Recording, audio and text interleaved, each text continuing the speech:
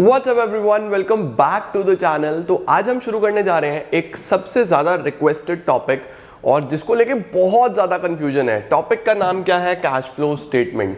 Cash flow statement बच्चों के mind में बहुत सारा फियर लेके आता है, but trust me on this, हम बिल्कुल बेसिक से छोटी से बड़े क्वेश्चन तक चलेंगे और I can assure you, I can guarantee you कि तुम लोग पूरे मार्क्स लेके आओगे। एक बार ये कैश फ्लो का 4-5 वीडियोस पूरी देख लेना, एक भी नंबर नहीं कटेगा, इस बात की मैं गारंटी ले सकता हूं। तो कैश फ्लो स्टेटमेंट शुरू करते हैं और एक एक चीज बेसिक से लेके तुम्हें बताता हूं किस प्रकार से बनता है, क्या प्रोसीजर है, कैसे आपको क्वेश्चन करने हैं, क्या चीज पहले क्या बाद में, टाइम कैसे सेव होगा, छोटी से छोटी चीज कवर करेंगे। Let's begin.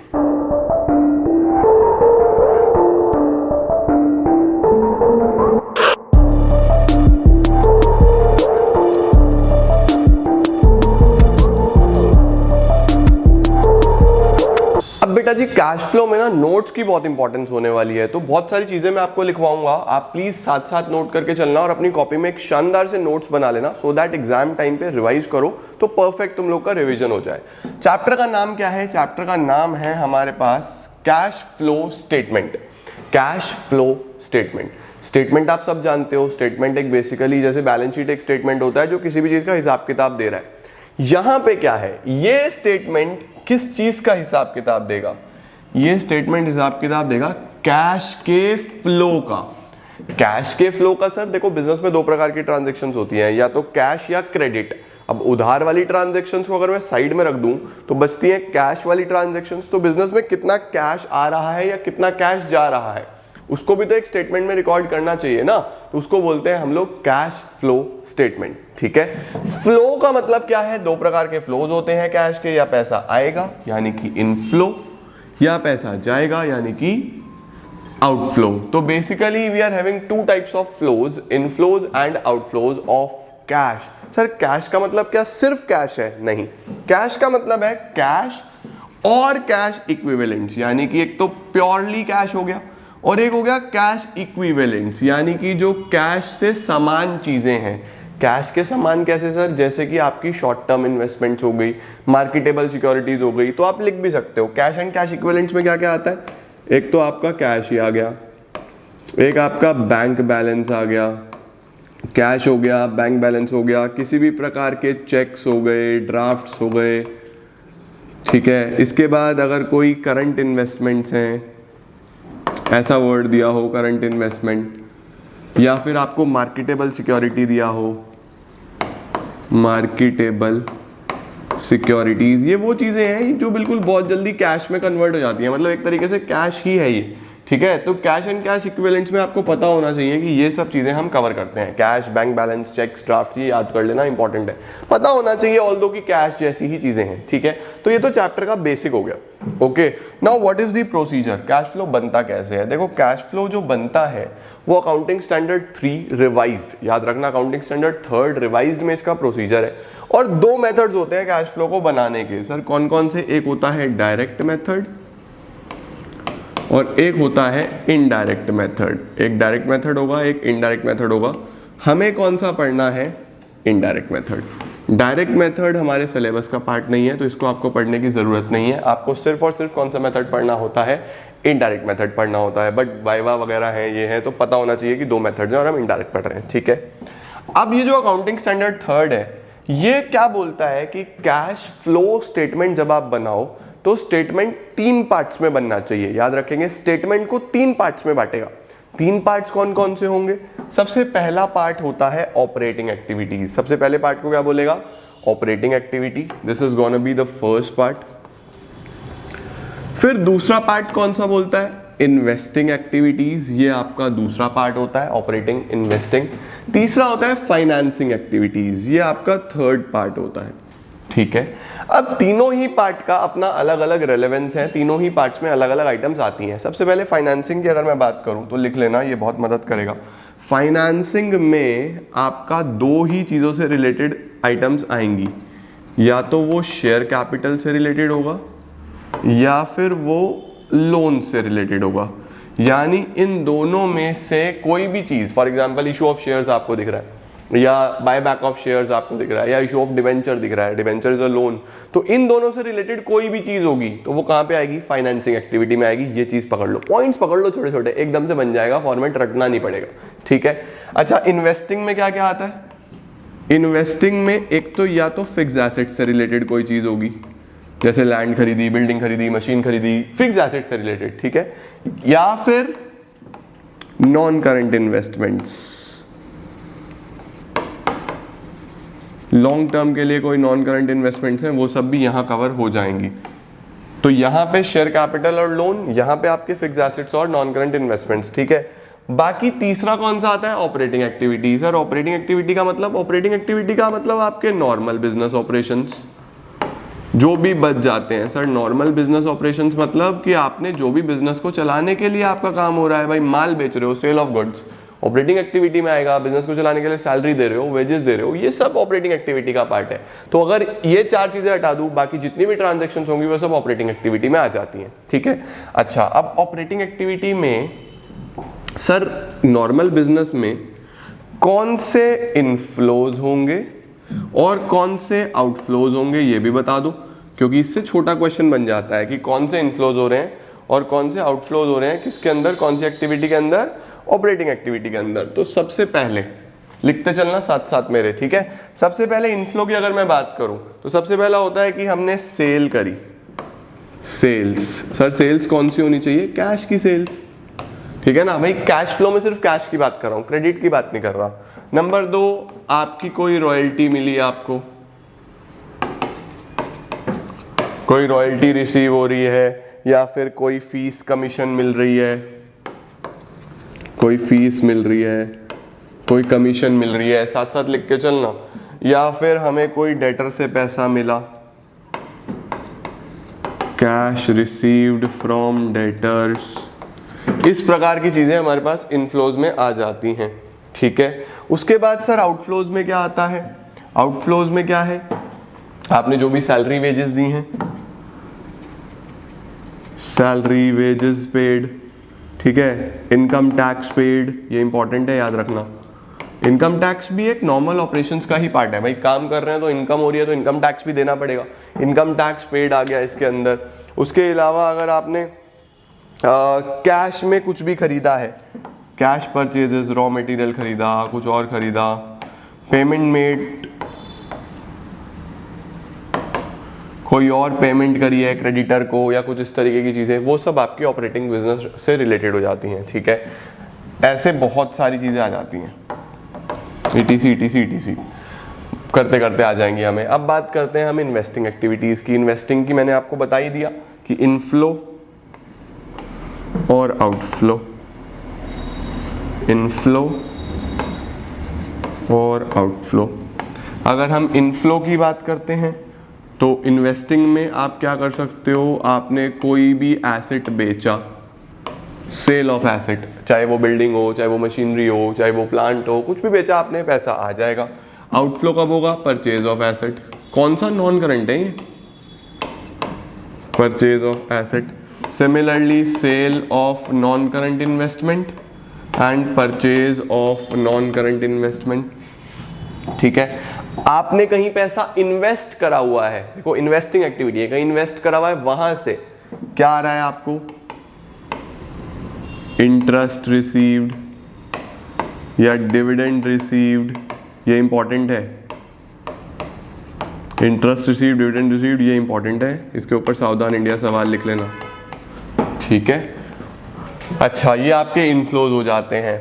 आउटफ्लोज में परचेज ऑफ एसेट्स और purchase of non current investments, इसी तरीके की चीजें आ जाती हैं, ठीक है। अब सर अगर इंटरेस्ट रिसीव्ड और डिविडेंड रिसीव्ड हमारा इनफ्लो में आ गया तो इंटरेस्ट पेड और डिविडेंड पेड हम लोग आउटफ्लो में लिख देते हैं? नहीं। इंटरेस्ट अगर आप दे रहे हो तो वो आपकी इन्वेस्टमेंट से रिलेटेड कैसे हुआ? इंटरेस्ट अगर आप दे रहे हो तो आपने लोन लिया है ना, तो आप इंटरेस्ट दे रहे हो, समझ रहे हो? लोन लिया है तो इंटरेस्ट दूंगा, और लोन की बात तो यहां होती है। सिमिलरली अगर मैं डिविडेंड पे कर रहा हूं, यानी मैंने शेयर इशू करे हैं तो मैं डिविडेंड पे कर रहा हूं, तो वो शेयर की बात भी यहां होती है। तो याद रखेंगे कि हमारे पास ये सबसे इंपॉर्टेंट पॉइंट्स हैं।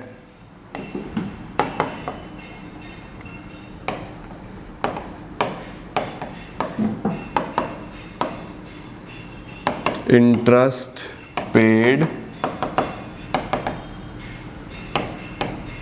डिविडेंड पेड, ये दो फिर बोल रहा हूँ सावधान इंडिया, वेरी इंपॉर्टेंट। इंटरेस्ट और डिविडेंड रिसीव्ड इन्वेस्टिंग एक्टिविटी का पार्ट होते हैं और इंटरेस्ट और डिविडेंड पेड फाइनेंसिंग एक्टिविटी का पार्ट होते हैं। फाइनेंसिंग का क्यों होते हैं? क्योंकि भाई इंटरेस्ट तब दूंगा अगर लोन लिया हो, लोन से रिलेटेड हो गया फाइनेंसिंग में आएगा। इंटरेस्ट मिलेगा कब? अगर कुछ पैसा इन्वेस्ट करा हुआ है, कहीं रखा हुआ है, एफडी में रखा हुआ है, कहीं और लगाया हुआ है ना। तो रिसीव्ड होगा तो इधर, पेड होगा तो इधर, सिमिलरली डिविडेंड भी। ठीक हो गया। अच्छा, और इसके इनफ्लोज कौन कौन से होंगे? देखो, इनफ्लो हो गया, आपने शेयर इशू करे, issue of share, share capital से रिलेटेड है ना, शेयर दिए पैसा आया। Similarly issue of debenture, issue of debenture हो गया। ठीक है, इसके बाद ऐसे ही ये इसमें ले लो, मेनली तो इसमें यही है। आउटफ्लो में रिडेम्पशन ऑफ डिबेंचर, रिडीम कर दिए, पेमेंट कर दिया, डिबेंचर का पैसा जाएगा। या फिर buy back of shares, buy back बोल सकते हो, रीपेमेंट भी बोल सकते हो, पैसा जाएगा, ETC। तो इस तरीके की चीजें हमारे पास इनफ्लोज और आउटफ्लोज में आ जाती है। तो जो तीन हमारे बेसिक हेड्स हैं, ऑपरेटिंग, इन्वेस्टिंग और फाइनेंसिंग, उसका एक ये कंक्लूजन है, एक क्रक्स है जो मैंने आपको समझाया। ये आपको पता होना चाहिए क्योंकि मैं चल रहा हूँ बेसिक से लेके। ठीक है, अच्छा, ये आपको बेसिक्स पता चल गया। इसका स्क्रीनशॉट लेना है, स्क्रीनशॉट लो, नोट डाउन करना है, नोट डाउन करो। अब चलते हैं आगे। आगे कहाँ चलें सर? अब लिखो अपनी अपनी कॉपीज में, हेडिंग डालो, format of cash flow statement. आप लोग कैश फ्लो स्टेटमेंट ही लिखना, कहीं CFS लिख दो, एग्जाम में भी लिखाओगे फिर नंबर कट जाएंगे। सर फॉर्मेट कैसे बनता है? देखो, एक एक चीज मैं तुम्हें बड़े ध्यान से कराऊंगा, बट फिलहाल एक बेसिक फॉर्मेट बना दो, क्योंकि किताब में बहुत बड़ा फॉर्मेट बना हुआ है, उतने बड़े फॉर्मेट का काम नहीं है। वैसे ही घबराना क्या, छोटी छोटी सी चीजें हैं। सबसे पहले पूरे नए पेज पे बनाना, ठीक है। हेडिंग डालना cash flow from operating activities. मैंने आपको बताया 3 पार्ट्स में डिवाइडेड होगा। सबसे पहले किसकी बात करनी है? Operating activities. और ये आपका 50% ऑफ द पेज लेना चाहिए, मतलब अगर पूरा पेज है कॉपी का तो 50% में ऑपरेटिंग एक्टिविटी बनना चाहिए। 50 के बाद बनाना cash flow from investing activities. इसके बाद बनाना cash flow from investing activities. Investing भी मैंने आपको बता दिया, 2 चीजें कौन कौन सी आती है इन्वेस्टिंग में, यहाँ लिख रहा हूँ, एग्जाम में मत लिख के आना, सिर्फ तुम्हें समझाने के लिए बता रहा हूँ। फिक्स एसेट्स और नॉन करंट इन्वेस्टमेंट्स, ठीक है। फिर 25% जगह छोड़ के तीसरा final banana cash flow from financing activity. ये हमारा तीसरा आ गया, cash flow from financing activity. Financing में कौन कौन सी चीज़ें आती हैं? शेयर कैपिटल किसी भी प्रकार का, और आपके लोन्स, बोरोइंग्स, ठीक है।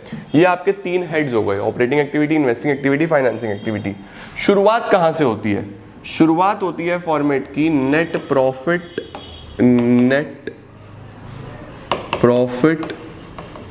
Before tax. Net profit before tax calculate कैसे होता है वो मैं आपको अलग से सिखाऊंगा, फिलहाल आप लिख लो नेट प्रॉफिट बिफोर टैक्स, इसको यहां लिख देना बाहर, ठीक है।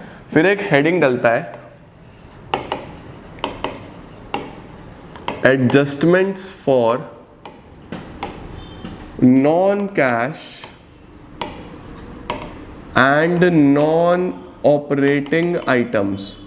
हमारे पास बेटा जी कुछ नॉन कैश आइटम्स होती हैं, हमारे पास कुछ नॉन ऑपरेटिंग आइटम्स होती हैं। नॉन कैश सर जैसे डेप्रिसिएशन, हमारे P&L में तो इम्पैक्ट डालता है ना डेप्रिसिएशन, बट है तो non cash. Similarly non operating loss on sale of machinery या profit on sale of machinery, वो हमारे ऑपरेशन से रिलेटेड नहीं है। इस प्रकार की चीजें हम लोग क्या करते हैं, यहाँ पे एडजस्ट करते हैं। तो ऐड क्या करने हैं आपने, यहाँ पे ऐड करने हैं आपने नॉन कैश और non operating expenses and losses. ध्यान से लिख लेना इसको, ये ऐड करने हैं, याद रखना, एक्सपेंसेस लॉसेस ऐड करने हैं, ठीक है। ये क्यों होता है, कैसे होता है, मैं सारी चीजें बताऊंगा, फिलहाल फॉर्मेट बना लो। लेस क्या करना है, non cash non operating incomes and gains, किसी भी प्रकार का non cash non operating income या गेन है तो वो यहाँ पे आपको लेस करना है, ठीक है, ये आपको पता होना चाहिए। तो सबसे पहले एनपीबीटी आ गया, नेट प्रॉफिट बिफोर टैक्स, फिर आपको ये एडजस्टमेंट करना है नॉन कैश नॉन ऑपरेटिंग में, इसमें एक्सपेंसेस लॉसेस ऐड करने हैं, इनकम गेन माइनस करने हैं, ठीक है। उसके बाद आपके पास क्या निकल के आता है, ये आपके पास ऑपरेटिंग प्रॉफिट निकल आता है। ऑपरेटिंग प्रॉफिट, कौन सा प्रॉफिट आ जाता है, ऑपरेटिंग प्रॉफिट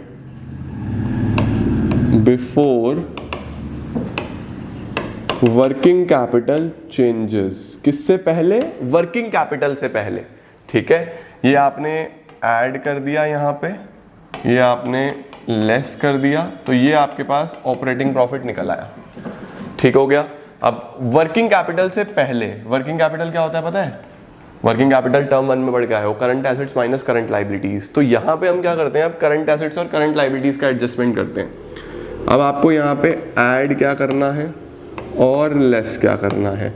इसमें ना आपको मैं छोटा सा ट्रिक बता रहा हूँ, मतलब अभी करेंगे हम लोग आगे, बट एक ट्रिक सीख लो। यहाँ पे ना दो चीज़ों का एडजस्टमेंट होता है, करंट लाइबिलिटी और करंट एसेट। करंट लाइबिलिटी में याद रखना हिसाब किताब सीधा सीधा चलता है। सीधा सीधा का क्या मतलब हुआ कि अगर करंट लाइबिलिटी बढ़ी तो प्लस कर देना, कम हुई तो माइनस कर देना। एसेट्स में उल्टा चलता है, करंट एसेट बढ़ा तो माइनस कर देना, कम हुआ तो प्लस कर देना। इसका मतलब ऐड क्या करना है, ऐड करना है increase in current liability. Liability बढ़ी तो प्लस, कम हुई तो minus, decrease in current liability, ठीक है। और इसके बाद और क्या ऐड करना है, एसेट्स में उल्टा, एसेट्स कम हुआ तो ऐड करो, decrease in current assets, increase in current assets, ठीक है। ये वैल्यू यहाँ पे ऐड वाली, ये दो वैल्यू माइनस वाली, इसे माइनस करके यहाँ बाहर ले आना, ये बाहर आ गया बेटा। उसके बाद आपको यहाँ पे सिर्फ क्या माइनस करना है, एक सेकेंड रुको, मैं इस पूरे पार्ट को थोड़ा सा नीचे ले आऊं, हमें जगह मिल जाएगी। लेस क्या करना है अब हमें, यहाँ से हमें लेस करना है इनकम टैक्स। मैंने आपको ऊपर लिखवाया ना income tax paid, income tax हम यहाँ से माइनस कर देंगे, तो आपके पास एक फाइनल वैल्यू आ जाएगा, वही फाइनल वैल्यू आप बाहर लिख दोगे। ये आपके पास आ गया cash flow from operating activity, ये ऑपरेटिंग का पार्ट आया, ठीक है। अभी मैं तुम लोगों को अलग अलग सिखाऊंगा कि इसमें क्या इसमें क्या इसमें क्या, बट एक बेसिक फॉर्मेट तो बता दूं, ठीक है। फिर आता है cash flow from investing activity.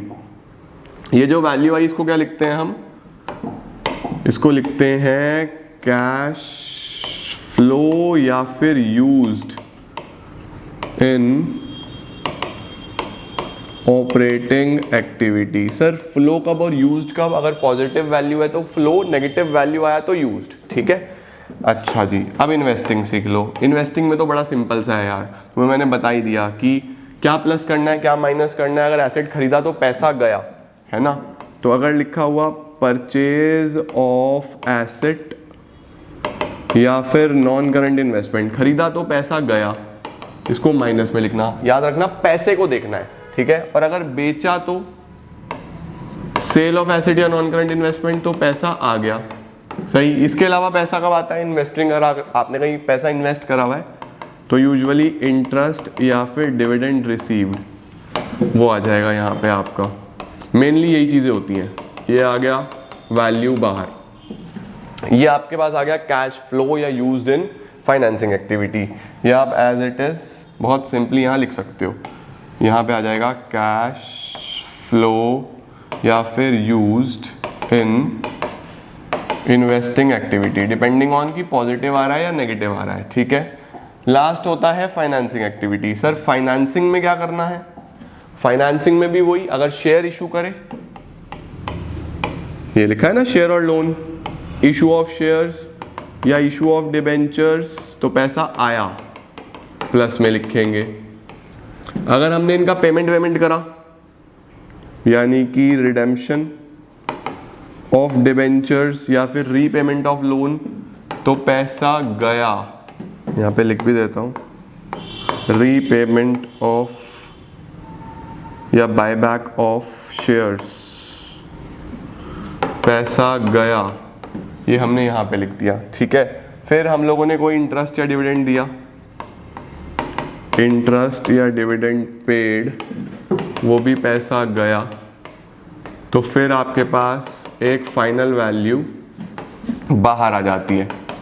ये कौन सी वैल्यू आई? कैश फ्लो या यूज्ड इन फाइनेंसिंग एक्टिविटी। ठीक है, ये आपके पास तीसरा वाला वैल्यू आ गया, थर्ड वाला, कैश फ्लो या फिर यूज्ड इन